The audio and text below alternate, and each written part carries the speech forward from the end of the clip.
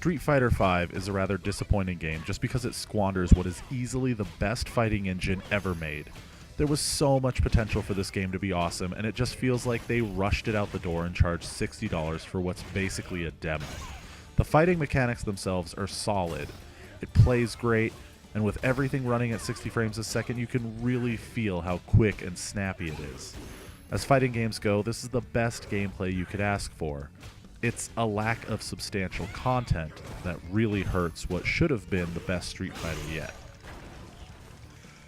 There are 16 characters to choose from, 4 of whom are brand new, but that number feels a bit light compared to Street Fighter IV, which had 44 characters.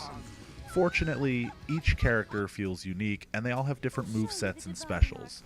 Learning the particulars of each character is what makes Street Fighter so fun.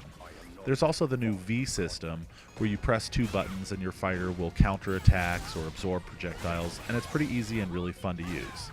Overall, the fighting itself in Street Fighter V is just awesome, and really nails it on the head. It's easily the best fighting engine of any fighting game out there. The only problem is there's just not that much to do with that foundation. You've got the single-player story mode, and it is just an absolute joke. It's incredibly short, maybe 2 hours combined if you play with every single character. And the only incentive to play is earning fight dollars, which you can't even spend yet because the store isn't even available. This wouldn't be so bad if the story was actually good, but it's not. The writing is so random and terrible that it just seems like somebody threw darts at a dictionary. None of the dialogue makes sense, there are grammatical and spelling errors all over the place, and the voice acting is a joke. The cutscenes are just a handful of poorly drawn still images that look like they were drawn by a first-year art student who was in a hurry. You'd expect a lot more from a AAA developer like Capcom, and what they're giving you is laughably shoddy. The fights themselves in story mode are just single round matches against maybe 3 or 4 opponents, and they're over before you know it. There's no option to change the difficulty, and by default, it feels like the game is set to easy. There's really no incentive to play story mode at all, and it's just plain awful. After that, you've got survival mode. You select your fighter and you fight one challenger after another in these single round matches, and you retain your health bar from one round to the next. Basically, you see how long you can survive, and if you beat 10 opponents, you win. Between rounds, you can buy enhancements with the points you've earned to increase your health, your attack, or your defense. Luckily, in this mode, you can set the difficulty so at least there's some incentive to replay it. It just sucks that there's no prize for beating it other than one alternate color for that character. There's not even alternate costumes to unlock. Finishing survival mode will take you about 10 minutes, so it doesn't really add that much playtime to the single-player experience. Besides that, there's just training mode. Basically, it's just what it sounds like. You just set the CPU to do whatever you want, whether you want it to just stand there or block or attack, and you just get to practice your moves. But it's not really a training mode in the sense that it doesn't task you with pulling off combos, it doesn't show you button prompts on screen and say try this combo, like most fighting game training modes would do. Instead, all you do is go off on your own and try to figure all this stuff out on your own. If you don't already know the combos, it's not gonna tell you. You can look up your special moves, like Ryu's Hadouken, but you have to dig into a submenu just to access that stuff, and it seems really clunky to have to pause the game and root through the menus just to see your character's moves. It's not ideal for actually training. There's also no way to view hitboxes or change the game speed to practice moves at a slower pace. A more appropriate name would have been practice mode, since there's nothing here that actually trains you. These are all things other fighting games have standard by now. And that's it. There are no other single-player modes to be seen. There's no arcade mode. Like, who does that? Who makes an arcade fighting game without a proper arcade mode? There is literally no way to fight the CPU in a standard best-of-3 match. There are no other modes that other fighting games have incorporated by now, including the previous Street Fighter games, like time attack, score attack, tag matches, and there's no bonuses or extra costumes to unlock. Some parts of the game, like the challenges and the shop, are just plain locked off. This is just the most bare bones content imaginable, and it's really disappointing if you were just planning on playing it by yourself like many people who play Street Fighter do. Luckily, if you've got a friend who's just as enthusiastic about Street Fighter as you are, you've got your standard versus mode, and at least that's fun to play.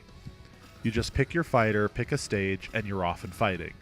It's really fun to play against someone who's there physically in the room with you, and this is easily the best part of the game. It's a bit of a letdown that there's no option to set handicaps or turn on turbo mode, both of which have been standard in Street Fighter since the SNES. With the single-player content being so sparse, I think their main focus for Street Fighter V was the online mode. They wanted to bring together this online community to play and focus their attention on the online matches against strangers, and that's where they intended players would spend the bulk of their time. Unfortunately, there's just not that many options for online matches either. You've just got casual and ranked matches, and the only difference between the two is that a casual match doesn't contribute to your online rank, and a ranked match does. Other than that, they feel identical. For online matches, what you do is you go into your profile and you pick your favorite character, and then that character is, by default, the only character you will play in all online matches. There's no way to change your character before a fight, short of just going back to the main menu and changing your character in the profile menu. Until you know which character you feel most comfortable with, you're going to be revisiting that menu a lot of times. The online matches are always 1v1 3-round matches.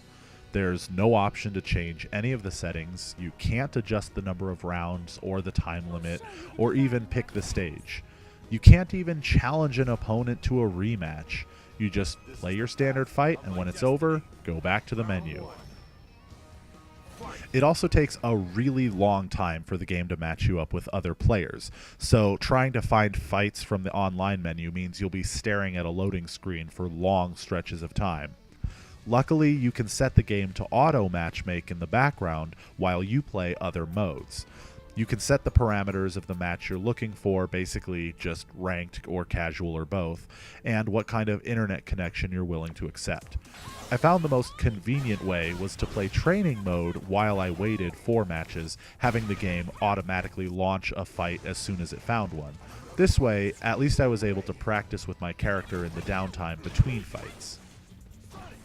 For me, the online fights weren't all that exciting, and I noticed some lag issues which caused opponents to jitter around the screen.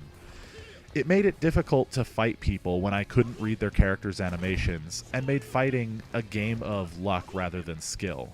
For a fighting game as respected as Street Fighter, and from a studio as big as Capcom, in a game where online is the primary focus, having lag issues is completely unacceptable. The other issue I had with the online modes was how difficult it was. I'm not a button masher, and I take the time to learn the movesets of each character and try to fight strategically. I've always thought I was pretty good at Street Fighter games, but when I got online, I just got my ass kicked all the time. The game didn't seem to have any systems in place to match players of similar skill levels, and I lost about 95% of the matches I played. This made me think, if I'm having this hard of a time winning, how hard is it going to be for novice players? The whole experience was discouraging and turned me off to the online mode, and I suspect it will do the same for many other players who aren't in the hardcore, and many people will quit playing online. Even the so-called casual mode wasn't really casual, and there wasn't really a place for non-hardcore players to go. For me personally, I just found the online mode to be off-putting. Overall, the game's really a disappointment. It's got a solid foundation, but there's nothing on top of that foundation to make you want to play it. Maybe in 12 months when they've added more content and there's been a price drop, then it will be more appealing. But currently, it's just too light on features, the online's not where it needs to be, there's no balance to matchmaking, and the lack of single-player modes make this really difficult to recommend to anyone but the most hardcore of Street Fighter fans.